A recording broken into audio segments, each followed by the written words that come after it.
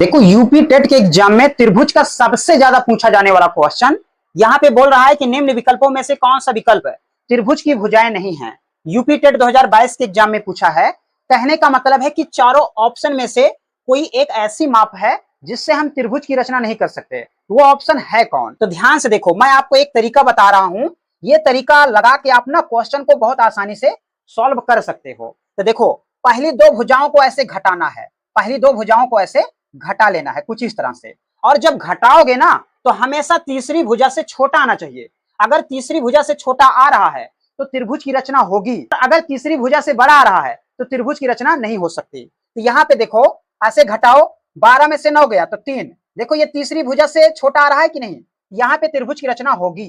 दूसरा, 20 में से 20 गया तो यहाँ पे आएगा 0, ये देखो तीसरी भुजा से छोटा आ रहा है कि नहीं, यहाँ पर भी त्रिभुज की रचना होगी। यहां पर घटाओ तो 5 में से 3 गया तो यहाँ पे आएगा 2, क्या 2 जो है वो 4 से छोटा है, तो बिल्कुल छोटा है, यहाँ पर भी त्रिभुज की रचना होगी। यहाँ पे ऑप्शन आपका डी वाला सही हो जाएगा।